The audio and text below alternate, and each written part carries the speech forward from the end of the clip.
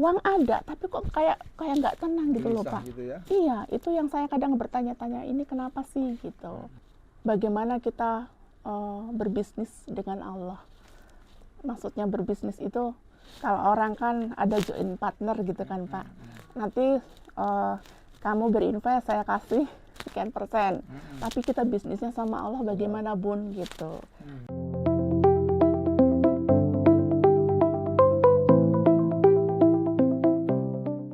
Assalamualaikum warahmatullahi wabarakatuh. Selamat siang teman-teman Damarian Bisnis. Hari ini kita akan bahas sesuatu yang insya Allah menginspirasi teman-teman nanti. Kita hari ini kedatangan Mbak Eka Wijayanti, Iya. bos dari Pringsewu, pengusaha. Kebetulan beliau ini ketua DPC Himpunan Pengusaha Pribumi Pringsewu. Selamat datang Mbak Eka. Assalamualaikum, Pak. Waalaikumsalam warahmatullahi wabarakatuh. Hari ini mungkin Mbak Eka makasih sebelumnya udah hadir jauh-jauh dari Pringsewu. Berapa kilo ya? 60 ya? 60-an. 60. Tapi macet sekarang. Macet, Pak. Macet banget. Tembus 2,5 jam sekarang. Oh, 60 kilo 2,5 jam. Waduh, macetnya di mana tuh? Sebelum masuk ke dari Pesawaran pokoknya, dari Tugu Pengantin itu. Tugu Pengantin Sampai Tugu Coklat. Jalannya kecil itu, susah jadi ya. Karena ada banyak perbaikan-perbaikan kan. Ya, makasih udah sampai ke sini. Ya. Hari ini mungkin Mbak Eka kita minta sharing lah pengalaman, kasih kita pengetahuan, ilmu untuk teman-teman yang baru mulai usaha atau teman-teman yang sudah usaha tapi stuck maju-maju. Mudah-mudahan nanti cerita dari Mbak Eka bisa menginspirasi teman-teman UMKM. Sebenarnya Mbak Eka ini udah nggak UMKM, udah gede ini. Mulai tahun berapa ya Mbak Eka ya? Kalau usaha di Snack itu dari 2013, Pak. 2013 berarti sudah 13 tahun ya. Udah lewat titik kritis. Pertama, kedua udah lewat ini udah lancar ya. 2013 di Pringsewu. Di Pringsewu. Mulainya langsung gede seperti ini? Oh enggak, tidak Pak. Kalau saya malah bahkan bukan dari nol, dari min. Oh, gimana ceritanya Iya, minus Pak? dari min itu waktu itu saya, ini cerita sedikit ya Pak tentang apa namanya, Ya, harus cerita, perjalanan harus. saya.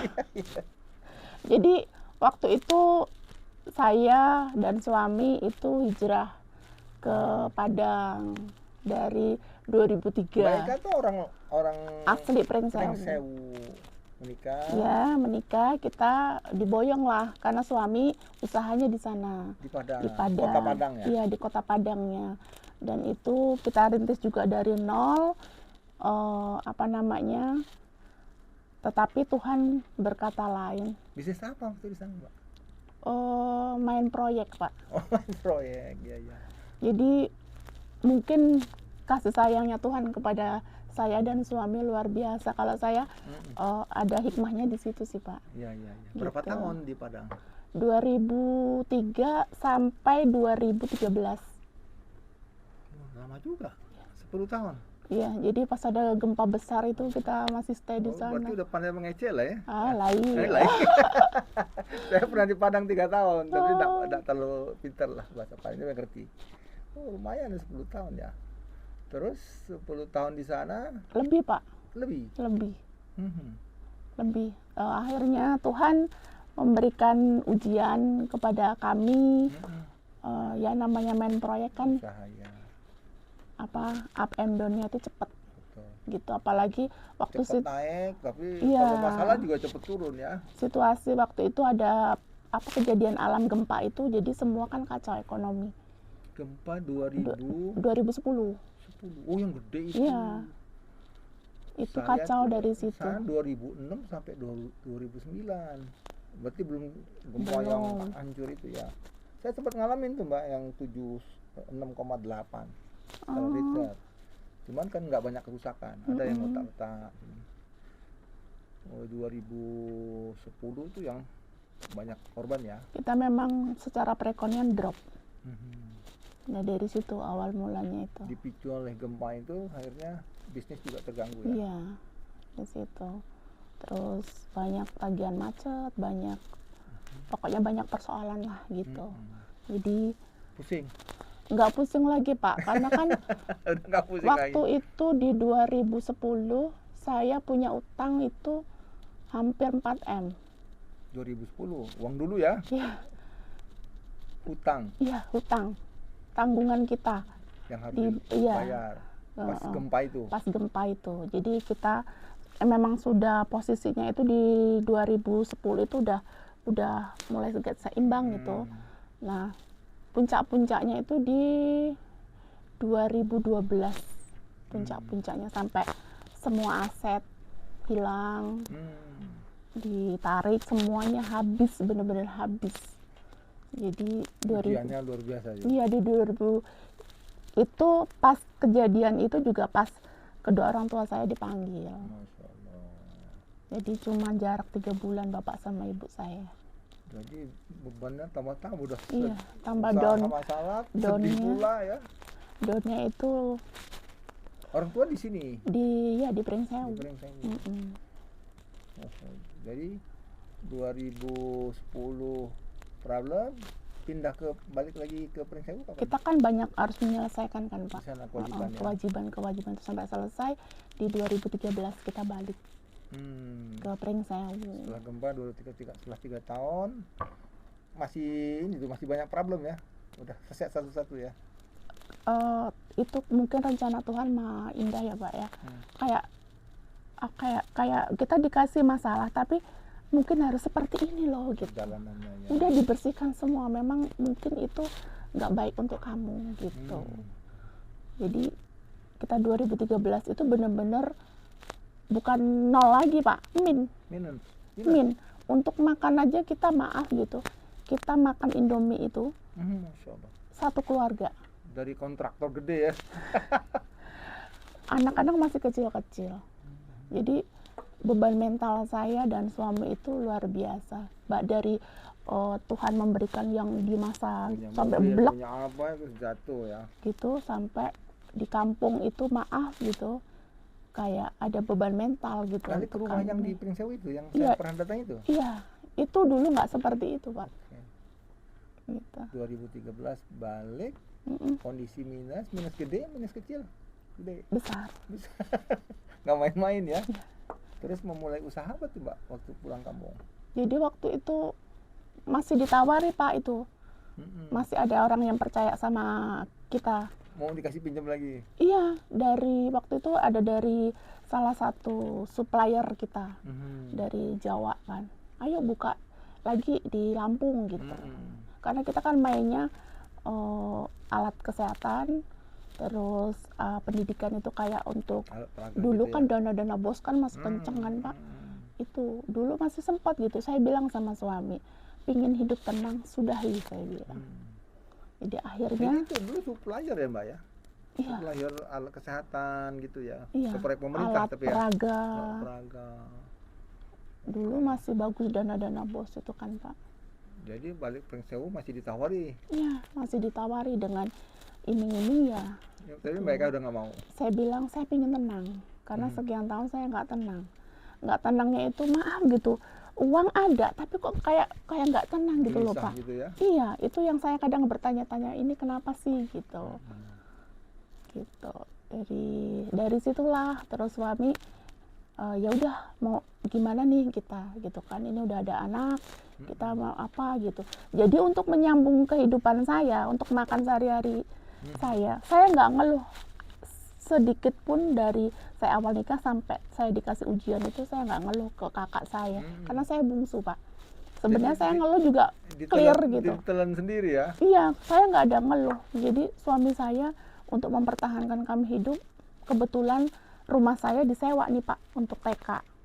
Jadi saya bisa jualan tuh, yang jajanan 500.000 itu untuk Jualan nyambung di TK hidup. itu? Iya Pak. Saya tinggalnya di belakang. Di belakang sekolah itu? Iya. Terus suami jualan ngider tuh Pak. Awalnya itu jualannya agar-agar keliling Pak. Pakai itu motor nggak punya, modal nggak punya. Sampai segitunya? Iya. Dari 2000. Tapi dikuat-kuatin mental itu ya? Sebenarnya kayak sedikit mentalnya lebih ke ini sih Pak, dari maaf di posisi yang bagus. apa, jadi Maaf. orang kampung kan melihatnya kok segitu amat gitu.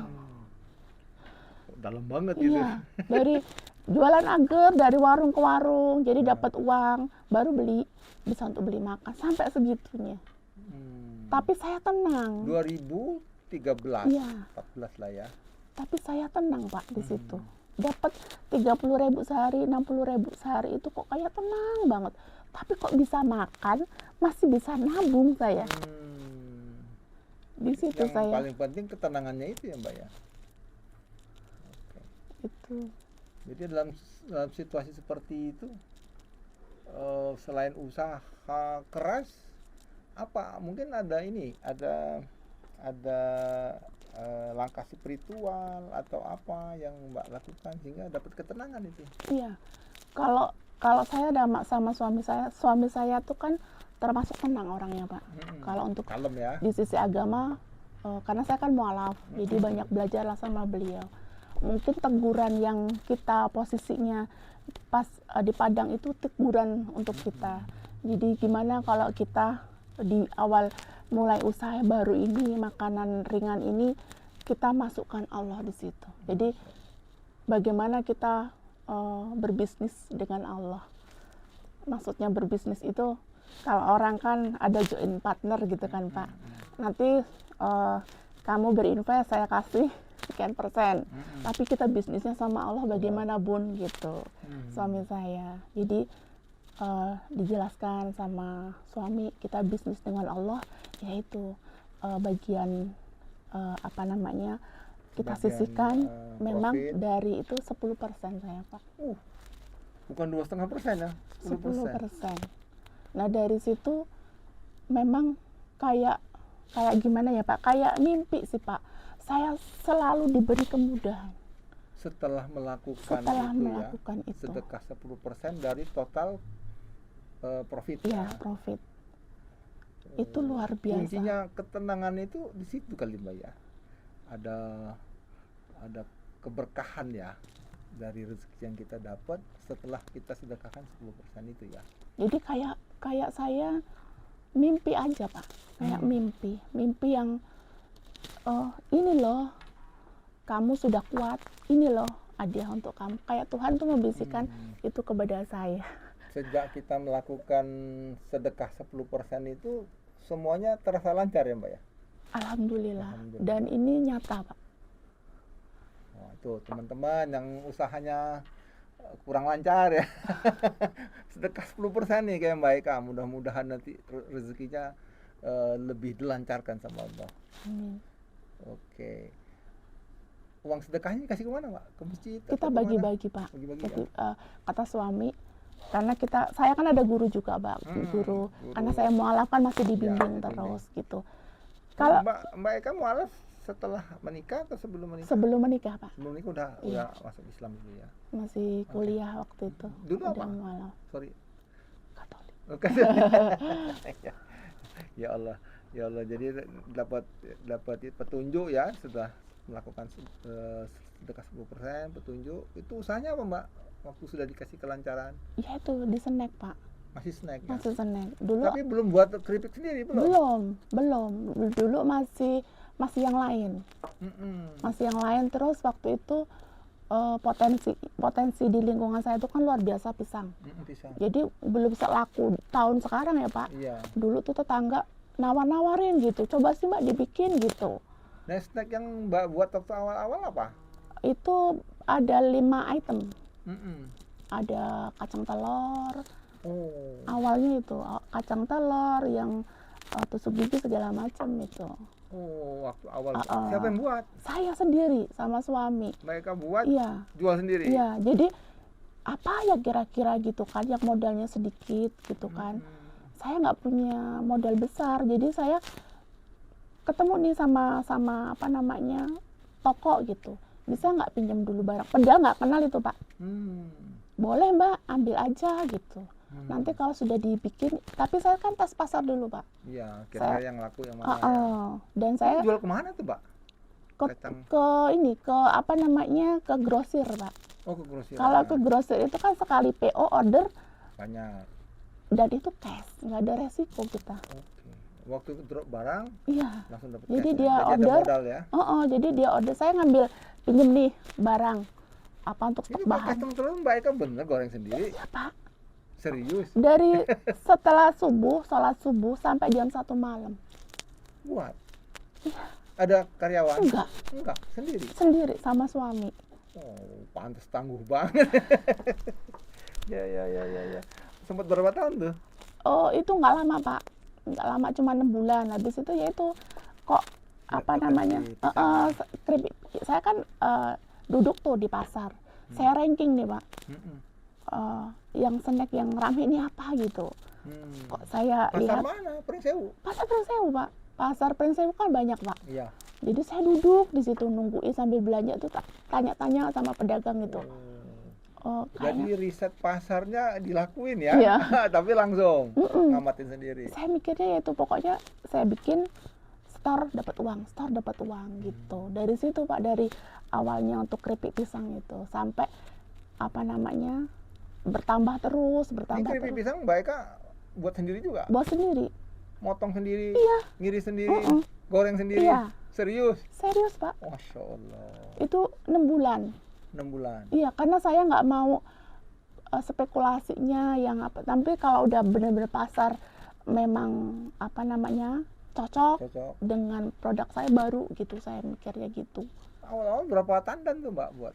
Awalnya itu dari 3 tandan Pak, 3 tandan. 3 tandan, terus ada pesanan nih 10 kilo, ya Allah nikmatnya saya bilang dapat uang. 3 Terus tandan tuh dapat hasil berapa kilo ya Mbak ya?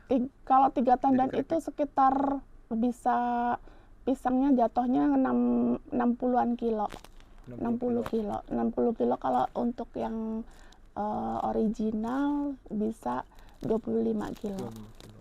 Jadi kita mulainya dengan 25 kilo itu Ya. ya? Masih original, Masih belum dikasih original. bumbu ya? Belum. Terus disebar ke pasar-pasar Pringsewu. Iya. Wah, ini ternyata luar biasa ya, bener-bener dari minus nol, profit dikit-dikit, tapi setiap profit store 10%. Mulai dari Sedekah situ. dari situ Iya. ya. Sampai sekarang udah berapa Mbak? Apanya Pak? Berapa tandan? Banyak banget sekarang ya. Alhamdulillah Pak. Sekarang produksi kira-kira berapa Mbak rata-rata? Kalau untuk produksi untuk pisang sehari 2 ton. Sehari 2 ton. Iya. Dari pisang. Itu Iya. udah jadi keripik ya? Belum, masih mentah. Oh, 2 ton. 2 ton apa? Pisang ya. Mm-mm. Lebih kurang berapa tandan tuh Mbak ya? 2 ton. Aduh, nggak Satu boleh tandan gitu. tuh berapa kira-kira? Satu tandan itu kalau yang ini 25 kilo. kecil 20. 20 kilo. Kalau yang 2 ton. bisa sampai 60 Oke, kilo Pak. 100 tandanan lah ya. Lebih, kurang. Pak. Lebih ya? Ah. Banyak tuh, taruh di mana? 100 tandan ya. Nah, tapi setelah berjalannya waktu kan nggak bisa sendiri dong, udah banyak ya. Dibantu karyawan ya Mbak ya? Iya, Dari masyarakat sekitar kita. iya. Jadi pas udah saya kewalahan baru saya rekrut. Itu kan dari masih 50 kilo sehari saya masih sanggup sendiri Pak sama suami. Goreng sendiri. Iya Pak, sampai jam 1 malam. Ini Tapi kan poli yang besar-besar itu itu masih kecil Pak, masih kecil masih lah. kecil, masih kapasitas 30 kilo minyak lah, masih kecil. Tapi saya ya sama Goreng suami. sendiri. Terus lama-lama Kemasnya pakai plastik bening biasa, bening biasa, belum dikasih brand, belum, belum belum. ada merek Roja itu ya. Belum. Oke. Jadi karyawan pertama berapa orang Mbak? Karyawan pertama saya karena waktu itu kan momennya pas banget Pak. Mungkin Tuhan ini waktunya mungkin gitu kan. Saya berpikir positifnya begitu. Jadi pas waktu itu kemarau panjang. Kemarau panjang yang benar-benar sampai berapa bulan. Terus Pisang susah dong. pisang susah. Saya dengan PD-nya itu Pak, bawa keripik. Waktu itu mobil pertama saya itu carry yang angkot itu Pak. Yang ada pakai itu Iya. terpal di belakang ya. 20 harga 20-an juta lah pokoknya. Kalau banjir macet Masya Allah. mobil itu. Masih ada nggak mobilnya? mobil ini Oh, perjuangan enggak. tuh. Tapi yang pickupnya ada. Ada yang bikin. Masih bertahan, saya nggak mau lepas kalau yang pickup. Ada story-nya banyak ya. Story-nya. Iya, Terus iya. dengan PD-nya saya bawa 50 kilo ke Bandar Lampung. Hmm. Dengan PD-nya. Terus tiba-tiba saya Keripik datang. 50 kilo. Iya, pikir saya kan udah banyak banget tuh, Pak. Terus ketemulah sama toko gitu. Hmm. Kirain bawa 1 ton, Bu, katanya. Hah? Hmm. 1 ton? Terus tanpa saya nggak kenal beliau, saya dan beliau tidak mengenal saya juga. Ini Mbak Eka nawarin ke toko-toko langsung. Iya, tapi waktu itu langsung toko pertama yang saya tuju. Hmm. Nah, ibu itu langsung bilang, ada stok 1 ton nggak gitu? Kan saya kaget, Pak. 1 ton, Bu? Itu keripik, Bu, saya bilang kan. Iya, ada nggak barangnya? Terus saya diajak ke ruangan beliau. Terus, Bu Eka, gini, saya kan lagi butuh keripik nih. Langsung dikasih uang 30 juta saya, Pak. Dimodalin. Iya, itu nggak kenal. Saya nggak kenal beliau. Baru kenal lah ya. Beliau nggak kenal saya. Bu, ini maksudnya gimana? Kan saya kaget. Mbak bikinan keripik, saya langsung setor ke saya. Ibu kan nggak kenal saya bilang. Udah, Ada ya. saya percaya. Saya tinggalin KTP ya, Bu. Nggak mau beliau. Kalau Allah berkehendak itu ya sepertinya mudah sekali ya. Nggak kenal, begitu kenal dapat order banyak yang kita Iya, kaget-kaget. itu saya sampai di mobil itu diem, saya terdiam, Pak. Masa sih orang nggak kenal berani ngasih 30 juta? Kayak mimpi, kalau menurut saya kayak mimpi, ya Allah. Minta 1 ton. Iya. Nah, itu akhirnya saya rekrut kan, Pak. Rekrut Itu karyawan. masih ini di belakang rumah tuh ya? Iya, Belum buat pabrik itu belum. belum. Belum, masih. 2013-14 lah ya. Ya, awal 2014. 14. Nah, itu bertambah karyawannya, Pak. Jadi permintaannya beliau nggak taunya naik-naik terus gitu. Dari situ terus tambah karyawan, tambah supplier dari situ. Habis itu mulai besar-besar sampai tahun berapa tuh pabrik yang di Pringsewu berdiri? COVID itulah, Pak. Covid tuh Mbak ini baru buat ini. Jadi COVID itu mungkin ya Tuhan lagi memberikan Jalan ya. jalan lagi. Pas sebelum COVID itu saya dapat kontrak waktu itu, dapat rezeki ya tuh. Makanya bangunnya kan begini, Pak. Jadi uangnya bertahap. Itu belum ada brand tuh Mbak ya? Belum. Sudah ada brand. Sudah Tapi ada belum brand. ngemas sendiri ya. Belum. Masih jadi vendor ke banyak tempat ya. Ya, ya, ya, ya, ya. 2014 mulai 2000 Covid 2020 ya, Mbak? 2019 akhir ya, Pak ya. 2019 akhir ya. Berarti sudah jalan 6 tahun dulu baru buat pabrik ya. Perjuangannya nggak mudah itu, Mbak ya. Tapi saya rasa Tuhan sangat-sangat Tapi kan butuh modal tuh Mbak untuk buat pabrik, buat beli bahan baku, gaji karyawan. Itu gimana cara dapetin modalnya Mbak? Kalau awalnya ini podcast yang paling jujur saya. Kalau dibilang permodalan, balik lagi, Pak. Jadi kayak Tuhan juga menyentil saya, bisa nggak stop gitu. Dengan cara bagaimana? Ya itu balik lagi Tuhan memberikan jalan, bertemulah dengan orang-orang yang membimbing saya, yaitu di pengajian yang kita para pengusaha yang no riba. Di situ saya di komunitas di Pringsewu. Ya, di Pringsewu. Jadi kita bertemu Ustaz. Dimentorin bagaimana caranya ngomong sama orang, Bang, bagaimana. Terus cara menyelesaikannya bagaimana. Waktu di Padang nggak ada tuh ya mentornya Ustaz? Nggak ada. Saya berpikirnya gini, saya masih ada rasa ketakutan. Yang kamu takutin apa? Kata teman-teman. Kamu ada rasa takut, tapi modalnya bagaimana kan gitu. Mau berkembang itu ya? Iya, lillahi ta'ala, coba kamu udah mulai pasrah, jalannya harus seperti ini, ya sudah, pasti ada jalan. Ya, jadi Mbak diajak masuk komunitas itu, bicara soal riba segala macam, soal bisnis syariah ya. Oh, ada pembimbingnya ya. Sehingga akhirnya porsi itunya agak dikurang-kurangin kali. Dikurangi. Jadi Idealnya berapa sih Pak kalau kita pakai uang itu dari perbankan, berapa persen dari kalau sebenarnya kita? kalau dibilang riba itu kan sensitif ya Pak ya. Mm-mm. Kita apalagi para pengusaha gitu. Mm-mm. Kalau yang dibilang riba itu menurut saya dan apa yang kami itu kan dari bunga yang berbunga terus Betul. gitu. Itu yang benar-benar dihindari Riba, kita. dihindari. Dan yang masuk ke situ kan tetap yang kita nikmati kan uang-uang juga begitu. Gitu. Jadi kalau asetnya memang untuk beli, maaf, untuk permodalan gitu, Oke ya. oke, karena Karena maaf, kalau bisnis nggak ada daya ungkitnya itu juga sulit mau besar kan? iya, kalau kalau kita terlalu naif juga nggak bisa kan Pak, Betul. terlalu apa namanya Kita- sensitif juga. Kalau kita terlalu saklek gitu ya, Enggak. nggak pakai bunga, nggak pakai modal dari perbankan sama sekali juga sulit membesar ya, scale Iya. up ya. Ya itulah mungkin sebagian teman-teman tuh ada problem di situ. Soal value saya nggak mau riba tapi nggak punya modal untuk ini ya, untuk daya ungkit yang lebih besar.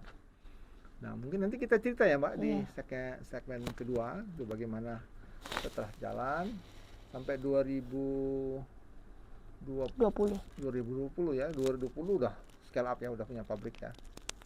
alhamdulillah. Alhamdulillah. Waktu saya datang pabriknya udah ada tuh.